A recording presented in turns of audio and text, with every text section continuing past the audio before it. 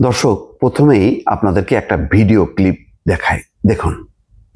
Election হবে কিনা আমি জানি না, তবে ইউনূস সাহেবের অধীনে ইলেকশন হবে না। যদি হয়ও বিএনপি কে বলতে, অন্য দলকে বলতে হবে যে আপনার কথা মানলাম। কি মানলাম? জামাত, এনসিপি আর যত এইসব ওই হিজবুত তাহরিরা সবাই মিলিয়ে হবে সরকার, আর আমরা বিএনপি বিরোধী। এটা যেদিন বিএনপি মানবে এদিন ইলেকশন। এখন মনে করতেছে যে না না রসগোল্লা খাইয়া যাচ্ছি না, কারণ এরা আসছে এই কাজটা করার জন্য। এই দেশটাকে একটা সাম্প্রদায়িক, একটা জঙ্গি, একটা অমানুষদের দেশ করার জন্য, মানুষের দেশ না, অমানুষের দেশ করার জন্য এরা এখানে আসছে। এরা 5ই আগস্ট যে কারণে ঘটাইছে, আমি সেটা বলতে চাই না, কিন্তু আমি যে কারণে 5ই আগস্টের পক্ষে ছিলাম সেটা হলো আমি চাইছিলাম গণতন্ত্র। আমি স্লোগান দিয়েছিলাম এক দফায় এক দাবি, শেখ হাসিনা কবে থাকবে। আমার দাবি হলো সেইটা। হাসিনাকে তাড়ানো হয়েছে, হাসিনা সরকার তাড়ানো হয়েছে। এখন বাংলাদেশের জনগণ সিদ্ধান্ত নেই যে এই দেশ কারা চালাবে, কারণ এই দেশের মালিক হলো জনগণ। সেই বাড়ির মালিক পাহারাদার কারে রাখবে। দর্শক, আর দেখালাম না লম্বা বক্তব্য। এটা ফেসবুকের সেই যেহেতু অন্যের ভিডিও কন্টেন্ট, এটা আটকাতে পারে, আমি এই জন্য আর বেশিক্ষণ চালাইলাম না। কিন্তু দেখেন, প্রতিদিন ফেসবুক যদি আপনারা দেখেন, স্ক্রলগুলো করতে থাকেন, চুম্বক কিছু অংশগুলো দেখি আমি এবং চমকায় উঠি। এমন এমন কথাবার্তা আমাদের আলোচকরা বলেন, রাজনীতিবিদরা বলেন, এবং তার নিশ্চয়ই কারণ আছে। খুবই ক্যাচি পয়েন্টগুলো সামনে আনা হয়। তো ফজলুর রহমান তিনি প্রায় কথা বলেন এবং মুক্তভাবে কথা বলেন। তিনি একেবারে বিএনপির মতন করে বলেন, আমার কাছে কিন্তু মনে হয় না। তার ব্যাকগ্রাউন্ড হলো আওয়ামী লীগ, তারপরে তিনি একসময় বাকশালও করেছেন, তারপরে অন্য আরেকটা দল করে, তারপরে এখন বিএনপিতে স্থিত হয়েছেন। তিনি একজন ভালো মানুষ, বীর মুক্তিযোদ্ধা।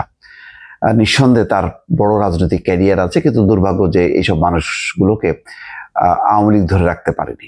কিন্তু দেখেন, তিনি কিন্তু মুক্তভাবে কথা বলেন। এই দেশে প্রথম কথা দেখেন, বলছেন কি যে ইউনূসের অধীনে নির্বাচন হবে না। আমি আজকে বা কালকে রাতে দেখছিলাম জিল্লুরের, তৃতীয় মাত্রা জিল্লুরের একটা ক্লিপ। তারও বক্তব্য, ফেব্রুয়ারিতে নির্বাচন হবে না, ডক্টর ইউনূসের অধীনে নির্বাচন হবে না।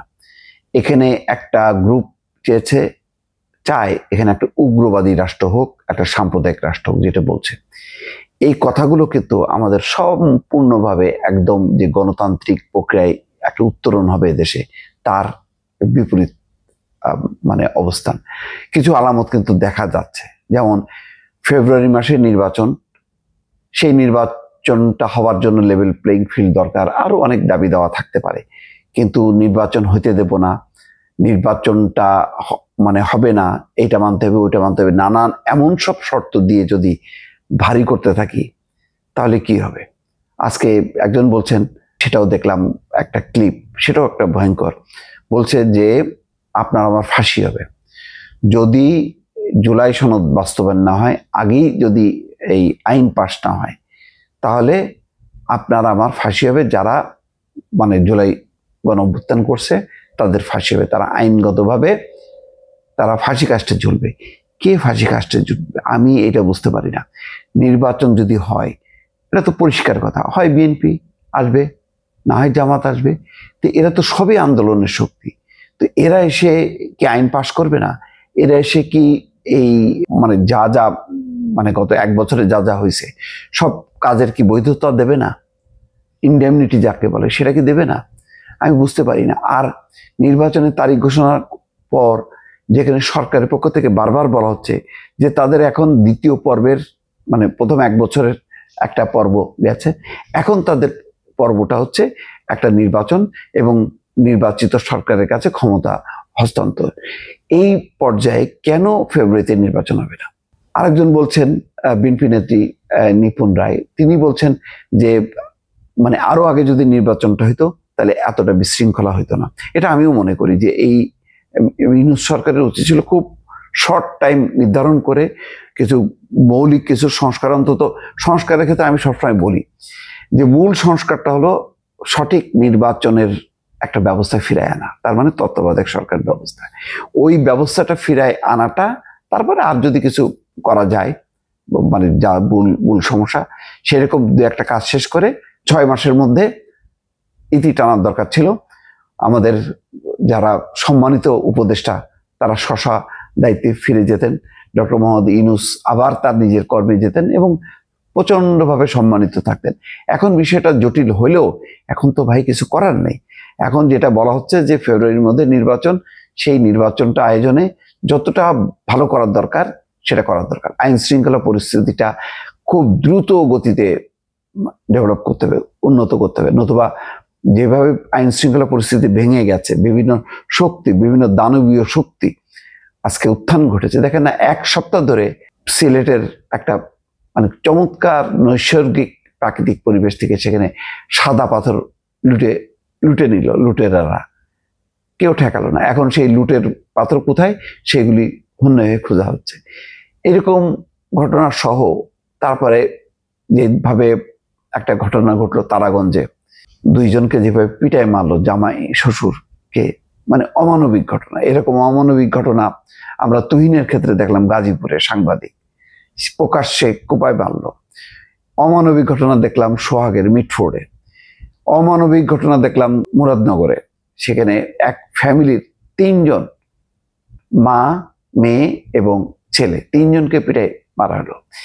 এইরকম এই সমস্ত ঘটনায় দেখতে দেখতে আমাদের আসলে বুক ভেঙে গেছে, মানুষ অধৈর্য হয়ে গেছে। কারণ আইন শৃঙ্খলা পরিস্থিতির যত অবনতি হচ্ছে ততই কিন্তু গণপিটুনি বাড়ছে, এবং এটাই হয় যখন আইন শৃঙ্খলা পরিস্থিতি অবনতি হয়, যখন মানুষ চুরি ডাকাতি রাহাজানির কবল থেকে বাঁচতে পারে না, তখন মানুষ কিন্তু সুযোগ পাইলে ঐক্যবদ্ধ মানে সংঘবদ্ধ হয় এবং তখন আইন নিজের হাতে তুলে নিয়ে গণপিটুনি দেয়।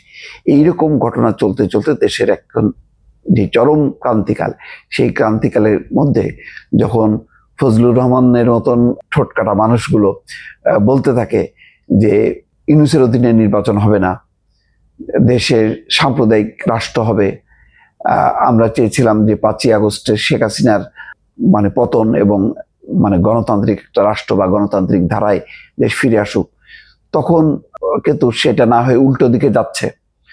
তখন সত্যি মানে উদ্বেগ উৎকণ্ঠা লাগে যে এই রকম যদি পরিস্থিতি হয় তাহলে ওত পেতে বসে আছে ভারত এবং ভারতে থাকা আওয়ামী লীগের যেই মূল নেত্রী, যাকে গণঅভ্যুত্থানের মাধ্যমে ক্ষমতাচ্যুত করা হলো, গদিচ্যুত করা হলো, তখন তো তারা আরো পেয়ে বসবে। এই সমস্ত উদ্বেগ উৎকণ্ঠায় মানে খুবই খারাপ লাগে এবং দেশের পরিস্থিতি নিয়ে ক্রমেই হতাশা বাড়ছে। আমার ধারণা যে বহু মানুষ আমার মতনই হতাশ। এখন এই হতাশা কিভাবে কাটবে, কিভাবে সবাই মিলে আবার নির্বাচনী যাত্রায় অংশ নেবে, এটা একটা কঠিন বিষয়, বোঝা যাচ্ছে না। সেই তরুণরা যারা বিপ্লব নিয়ে আসলো তারাও এখন বলতেছে না এটা হবে না, জুলাই সনদের ভিত্তিতে নির্বাচন হইতে হবে। জামাতও তাই বলছে। এখন বিএনপি একা কতটুকু কি করতে পারবে বুঝতে পারছি না। দর্শক ভালো থাকবেন, আল্লাহ হাফেজ।